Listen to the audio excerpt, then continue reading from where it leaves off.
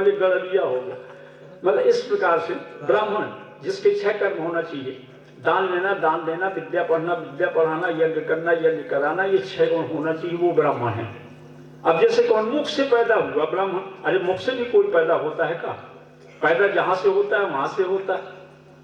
मुख का मतलब है, मुख से पैदा होने का मतलब है कि ब्राह्मण को ऐसा होना चाहिए जैसे मुख, कि मुखिया मुख सो चाहिए, खान पान कहूँ एक, अपाले पोसे सकल अंग तुलसी सहित विवेक। मुख से जैसे तुम सभी कुछ मुख में देते हो, लेकिन मुख कभी पक्षपात नहीं करता। वो दाहिने हाथ को कम ज्यादा ऊर्जा दे दे, बाएं हाथ को कम दे दे, है ना, वो तो बराबर देता है। अच्छा, कौन? छत्री की उत्पत्ति बाहु से। अरे बाहु से नहीं कोई पैदा होता। बाहु का मतलब है कि कोई भी कष्ट आ जाए तो हाथ पहले उठेगा। तो जो दूसरों की रक्षा कर सके उसी का नाम क्षत्रिय है, और जो दूसरे का भक्षण करे वो कहेगा क्षत्रिय है ना। दूसरे को सताए, दूसरों के ऊपर डकैती डाले, दूसरों को मारे, वो कहेगा क्षत्रिय। इसीलिए हाथ से उत्पत्ति की गई कि हाथ ही रक्षा करता है। शरीर जब गिरता है तो हाथ टूटना पसंद करता है, लेकिन शरीर को ठोकर ना ले पाए। कोई अगर लाठी बंदूक मारता है तो हाथ पहले उठेगा, भले ही वो टूट जाए लेकिन शरीर को बचाए। इसलिए क्षत्रिय को उत्पत्ति का मतलब बाहु। वैश्य कौन? पेट से। वैश्य का मतलब होता है जो दूसरे का उदर पोषण करा सके, दूसरे का पेट भर सके, उसका नाम होता है वैश्य। तो जो दूसरे को खिला पिला सके वही है वैश्य।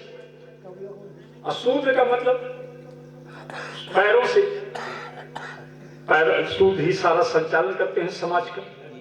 कोई कपड़ा धो करके करता है, कोई जूता बना करके करता है, कोई बाल बना करके करता है। ये सारी सेवा सब शूद्र ही तो कर रहे हैं। तो पैरों से ही तो सब कुछ हो रहा है। अगर पैर न चले, पैर बेकार हो जाए, तो शरीर सारा लोथ है, किसी काम का नहीं है। तो इस तरह से तुम शरीर नहीं हो। अब ये प्रसंग में किसी दिन मौका लगा करके बताऊंगा, तब बताऊंगा कि तुम क्या हो, उस बात को जानो। उसमें समय लगेगा बताने में, हर चीज बताना पड़ेगी। पहले तुम्हारे 3 शरीर हैं, कारण शरीर, स्थूल शरीर, सूक्ष्म शरीर। तो कारण शरीर कोई तत्व नहीं होता। सूक्ष्म शरीर 7 तत्वों का होता है, स्थूल शरीर 5 तत्वों का होता है। ये जो दिख रहा है इसमें 5 तत्व हैं, पृथ्वी तत्व, आकाश तत्व, जल तत्व, वायु तत्व, अग्नि तत्व। तो जितना तुम्हारे शरीर के अंदर खून है ये सब जल का भाग है। जिस दिन शरीर छूट जाता है तो ये खून जो है जल में बदल जाता है कि नहीं बदल जाता? पानी ही बन जाता है ना। इसलिए ये उसका भाग है। पृथ्वी का भाग कौन है?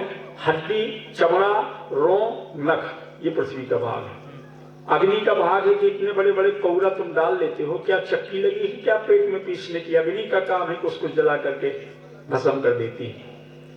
हवा का काम क्या है? जैसे नोजल प्लंजर होते हैं मशीन में, उनका काम होता है फोर्स मारना सारे शरीर में, माने सारे मशीन में तेल का दौड़ाना। इसी प्रकार पवन का काम है सारे शरीर में खून का दौड़ाना। जब कहीं देखा होगा कि फोड़ा हो गया, अब फोड़ा हो गया तो खून की चाल बंद हो गई वहां से।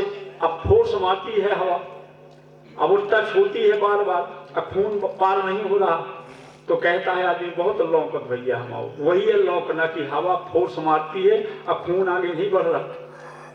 तो ये माने 5 तत्व जब मरता है व्यक्ति तो सब तत्व अपने अपने में मिल गए।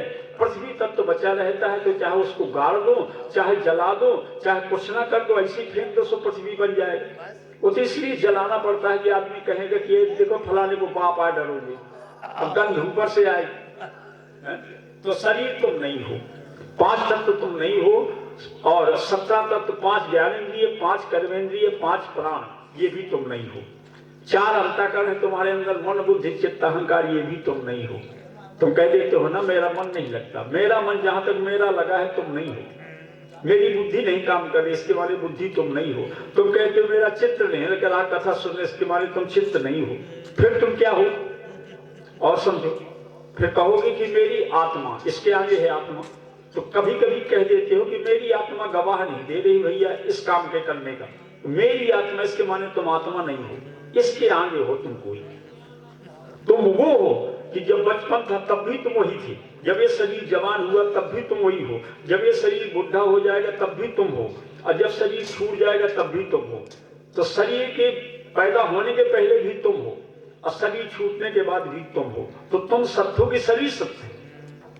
जैसे सोना की डली है, उसमें सोनार जो है हार बना देगा, चूड़ी बना देगा, मंगलसूत्र बना देगा। तो पहले जब डली थी तब भी सोना था, जब आभूषण बन गए तब भी सोना है, जब आभूषण टूट जाएंगे तब भी सोना है। तो सोना सत्य है कि आभूषण सत्य है? सोना बोलो ना, सोना सत्य, आभूषण सत्य तो नहीं है। जैसे मिट्टी का ढेला है, कुम्हार जो है उसमें घड़े पारे दिया सब कुछ बना दिए। तो पहले जब ढेला था तब भी मिट्टी थी, और जब पारे दिया बना दिए तब भी मिट्टी है, और जब वो घड़ा फूट जाएगा तब भी मिट्टी है। तो मिट्टी सत्य है कि घड़ा सत्य है? मिट्टी है सत्य। इसी तरह तुम सत्य हो, ये शरीर सत्य नहीं है, न तुम्हारा नाम सत्य है, न तुम्हारी जात सत्य है। ये वेद शास्त्र सब इसी के लिए लिखा है विद्वानों ने, इस बात को तुम समझो। पर वो इसलिए नहीं बताया जाता कि कुछ तो सुनने वाले नहीं है लोग, तो दृष्टांत के रूप में बताया उन्होंने। जैसे मास्टर पढ़ाता है बच्चे को, कहो बेटा का कमल को, खा खरगोश को, गा गमला को, घा घड़ी को, कहीं कमल खरगोश से मतलब आएगा? वो तो का अक्षर ज्ञान से मतलब है, और जिस दिन का ज्ञान हो जाता है तो कमल कहना अपने आप छोड़ देता है। और तुम जीवन भर का कमल को कहते रहो, खा खरगोश को, गा घड़ी को, अंगा माने कछु नहीं, तो तुम्हारी पढ़ाई की क्या कीमत है? बोलो, दर्जा कब न पास करो। जीवन भर तुम घंटी भर हिलाओ रहे, चंदन ठोकत रहे, अगरबत्ती लगाओ रहे, आवाती करते रहे, बस का माने कमल भर रटत रहे जीवन भर, कुछ आगे बढ़ते ही नहीं है। ये तो आधार है, इसलिए बनाया गया कि इसके जरिए उस परमात्मा को जानो। अरे तुम क्या दो दोगे परमात्मा को? जो परमात्मा, क्या खिला दोगे उसको? जिस परमात्मा की चांद और सूरज आरती कर रहा है, वो तुम्हारी आरती का भूखा है क्या? उसको क्या भोग लगा दोगे तुम? जो दुनिया को खिला रहा है उसे तुम्हारे भोग की भूखा है, तुम क्या जो है उसका नहला दोगे? वो चाहे तो उसमें नहा सकता है, गंगोत्री में, जमुनोत्री में, चाहे तो पानी बरस सकता है, फुहारों में नहा सकता है। तुम्हारे जल का लोटा जल का भूखा नहीं है। अब उसको घोषेड़ दिया तुमने एक कमरे के अंदर, उस परमात्मा को बंद करने की आवश्यकता क्यों पड़ी? तुम्ही को ताला बंद कर दिया जाए, किवाड़ लगा दिया जाए, घोषेड़ दिया जाए, प्रसन्न हो गए तुम? क्यों आखिर एक मंदिर में घोषेड़ दिया उनको, ताला लगा दिया, खत्म। तो परमात्मा का मतलब वो एक आधार है, उसके जरिए उस परमात्मा को जानो कि वास्तविकता उसकी क्या है। अब तुम आधार ही में बचे हो, यहीं तक सीमित हो नहीं। उस इसीलिए बनाया ये जगत गुरु शंकराचार्य वगैरह ने मूर्तियों की स्थापना की। ये मूर्तियों की स्थापना समर्थ रामदास ने की थी। जब मुगलों का शासन था हमारे यहाँ, तो उन्होंने 700 मंदिर यहाँ बनवाए महाराष्ट्र में, और मुगलों का शासन उखाड़ने के लिए उन्होंने ये व्यवस्था की, ये मंदिरों के अंदर ही संपत्ति इकट्ठी की जाए, यहाँ बैठक की जाए और यही हथियार बनाए जाए, ताकि ये मुस्लिमों को पता न चल पाए कि कहाँ क्या हो रहा है। वो समझे कि चलो पूजा कर रहे हैं, नहीं तो तुम्हारा नष्ट कर देंगे व्यवस्था। तो ये सब कुछ करते रहे, और ये देख करके यहाँ पंजाब में जो सिख थे उन्होंने गुरुद्वारों का निर्माण कराया, और गुरुद्वारा में 2 चीजें रखी, आज भी रखते हैं, भाला और माला। भाला छेदने के लिए और माला जपने के लिए है। तो फिर जब समर्थ गुरु रामदास जी ने व्यवस्था कर दी, छत्रपति शिवाजी हुए, तब उन्हें कहा कि तुम बेटा ये जिम्मेदारी स्वीकार करो। बोले हमें महाराज हथियार भी चाहिए, धन भी चाहिए, इनके पैर उखाड़ने के लिए। बोले तुम्हें मंदिरों से सब कुछ मिलेगा, धन मिलेगा, हथियार मिलेंगे, सब कुछ दिया गया। छत्रपति शिवाजी ने उनके पैर यहाँ से दिल्ली तक उखाड़ दिए। तो ये व्यवस्थाएं हुई इस हिसाब से। पहले मंदिर होते थे, मंदिर के साथ साथ कई जुड़ी हुई चीजें होती थी। मंदिर से पुस्तकालय भी होता था, और वाचनालय भी होता था, व्यायामशाला भी होती थी, खेल कूद का मैदान भी होता था, सभी बच्चों के लिए ये व्यवस्था होती थी। मंदिर से संस्कार मिलते थे, गुरुद्वारों से संस्कार मिलते थे। और क्या होता था उसमें, एक जन सेवी व्यक्ति पुजारी रखा जाता था। आज पुजारी को आया है मंदिर में जो जिनका कुछ किया नहीं होता, आलसी और अपंग, विकलांग, कछु काम के न हो, चलो घंटी हिलाओ तभी अपना पेट भरते, ऐसे आदमी पुजारियां रखे जाते। और ऐसे पूजा कर तीखा है, इसे पढ़े लिखे आदमी का टाइम पूजा कर दी। वो बात अलग है कि रामलला सरकार के जब वहाँ बहुत आमदनी है, नाम है, तो वहाँ के लिए तरस रहे होंगे लोग, नहीं तो मंदिरों में पुजारी ऐसे मिलेंगे। नहीं तो पुजारी का मतलब होता है जनसेवी व्यक्ति। ऐसा व्यक्ति पुजारी होना चाहिए कि वो समाज को शिक्षा दे सके। आप विद्यालय से पता लगा सकते हैं कि साल भर में कितने बच्चे पास हुए, कितने फेल हुए, लेकिन मंदिर विद्यालय से आप ये पता नहीं लगा सकते कि कितने यहाँ से भक्त निकले, कितने ज्ञानी निकले। विद्यालय में व्यवस्था है, वहां तो मैथ का विशेषज्ञ है, बायोलॉजी का विशेषज्ञ है, ये सब इंग्लिश का विशेषज्ञ, वहां विशेषज्ञ, वहां व्यवस्था है, तो वहां पता लगा सकते हो कि कितने लड़के पास निकले, कितने फेल निकले। लेकिन मंदिर विद्यालय से आप ये पता नहीं लगा सकते कि कितने भक्त निकले, कितने ज्ञानी निकले, इसलिए कि कोई व्यवस्था नहीं है यहाँ, व्यवस्था नहीं है। अच्छा, जन से भी व्यक्ति पुजारी इसलिए रखा जाता था कि ज्ञानी आदमी होना चाहिए, भक्त होना चाहिए, ताकि वो समाज का उपदेश कर सके। और जो भोग लगाने की क्रिया बनाई वो इसलिए बनाई कि खिलाने वाला ये अहंकार न पाल ले कि मैं किसी को खिला रहा हूं, माने मैं भगवान का भोग लगा रहा हूं। अब पुजारी अपनी जिंदगी को हे दृष्टि से न देखे कि मुझे कोई खिला रहा है, वो अपना भोग समझ करके उसको खा, कि मैं भगवान का भोग खा रहा हूं, मुझे कोई खिला नहीं रहा है। और खिलाने वाला ये अहंकार न पाले कि मैं किसी को खिला रहा हूं। ये व्यवस्था थी। आज कितने मंदिर नहीं बने दुनिया में, क्या कल्याण संभव है? क्या क्यों नहीं विकास हो रहा, क्यों नहीं कल्याण हो रहा? उनका जो उद्देश्य होना चाहिए, उद्देश्य की पूर्ति नहीं हो रही। खाली मंदिर बनने से क्या हुआ? कितनी व्यवस्थाएं। पहले जमाने में अगर अखंड रामायण होना होती थी एक गांव में, तो 6 रामायण ढूंढना मुश्किल पड़ जाता था। आज हर घर में 6 रखी हैं और शांति नहीं है, जितने पहले जो है ब्राह्मण भोज, जितने यज्ञ आज यज्ञ हो रही हैं, उतने ब्राह्मण भोजन पहले होते, और जितनी सत्यनारायण कथाएं पहले होती थी उतनी आज भागवत हो रही है। और टीवीएन में देख लो, गुरु इतने हैं, प्रवचन करता इतने हैं कि रोडन चिल्लात फिरते, उपदेश ले शिक्षा। लेकिन भला बताओ कितना परिवर्तन भाव समाज में। अगर पिछले लोगों को देखो, उनके स्वभाव को, उनके चरित्र को आज मिलान करो, उनके चरित्र का आपके लोगों का कितना अंतर है। हमें तो लगे कि ये कलकाल पूरा चल ना पाएगा, बस्ट हो जाएगा बीच में। अभी तो 5000 वर्ष हुए हैं कलकाल के, एक चरण भी पूरा नहीं हुआ। 4,32,000 वर्ष का, अब 1,08,000 वर्ष का एक चरण होता है, अब तो हुए 4,32,000 वर्ष, है ना? तो अभी 5,000 वर्ष कुछ वर्ष में हुई, तो अभी तो छुआ है। और ये स्थिति आ गई है कि लगता है कि ये एक ही चरण में बस्ट न हो जाए, पूरा न चल पाए। ऐसी स्थिति आ गई है आज समाज में। लीजिए, पार्वती जी तप करने गई, इधर तारकासुर पैदा हुआ। तारकासुर ने तीनों लोगों को त्रस्त कर दिया, क्योंकि उसने ये वरदान मांगा था, जब ब्रह्मा जी से वरदान मांगा अमर होने का, तो ब्रह्मा जी ने कहा भाई अमर होने का वरदान नहीं मिलता। तो शंकर जी की शांति का फायदा देखो उठा रहा है। जैसे गांव में कोई प्रतिष्ठित व्यक्ति शांत हो जाए कि हमें नहीं पचड़े में पड़ना, तो लोग और बढ़ जाते, या भैया को मतलब नहीं है, करो अपने मन का। अब बताओ, शंकर जी तपस्या कर रहे हैं, इधर तारकासुर ने कहा कि शंकर जी के वीर से जो पुत्र पैदा हो उसके द्वारा मेरी मौत हो, ये वरदान दें आप। इसलिए मान लिया कि एक तो शंकर जी का समाधि भंग होना बड़ा कठिन है, अगर समाधि भंग भी हो जाएगी तो ब्याह करना बड़ा कठिन है, अब ब्याह हो भी जाएगा तो जोगी है, पुत्र पैदा करना बड़ा कठिन है, तब तक तो मैं बहुत दिन जी लूंगा।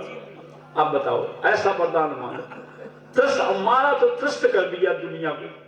देवता लोग पहुंचे ब्रह्मा जी के यहाँ, बोले महाराज किताब खोलो अपनी, ये मरेगा कैसे? ब्रह्मा जी ने किताब खोली और देखा, बोले शंभु शुक्र संभूत शुद्ध यही जीत रन सोए। भगवान शंकर के बीच से जो पुत्र पैदा होगा उसके द्वारा है इसकी मौत। अरे बोले अब मर गए। भगवान शंकर तो तपस्या में बैठे हैं, ब्याह का कोई सवाल नहीं है, अब कैसे हो? तो बोले पार्वती जी तपस्या कर रही हैं और शंकर जी के सामने उनका ध्यान भंग करने के लिए कामदेव को भेजा। बोले कामदेव तुम्हारा काम है भगवान शंकर का ध्यान भंग करो।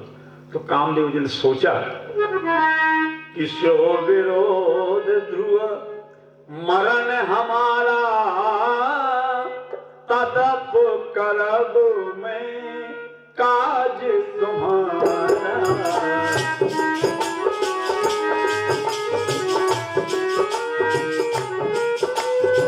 तदप करब मैं काज तुम्हारा, जो विरोध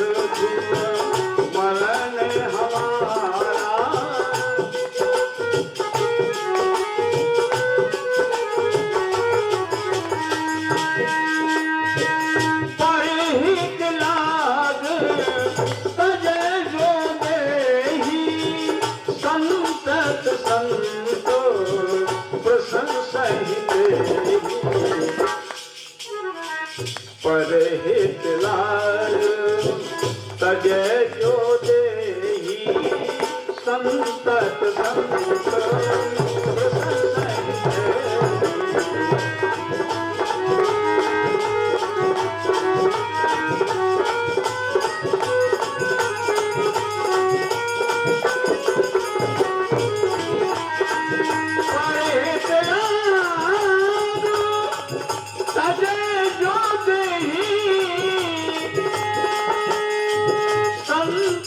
संत प्रशंसा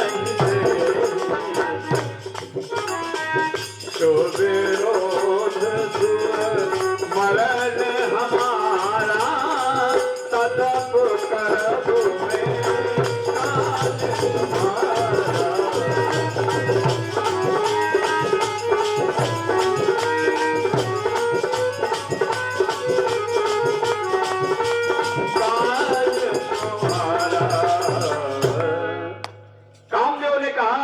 शंकर भगवान का विरोध माने मेरी मौत, लेकिन फिर भी मैं तुम्हारा कार्य करूंगा, इसलिए कि परहित लाग।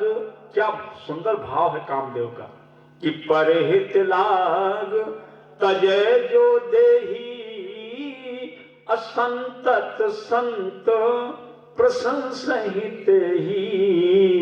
जो दूसरे के हित में शरीर त्याग कर देता है, संत लोग उसकी प्रशंसा करते हैं। चला अब यहां से बिगड़ रहा है कामदेव।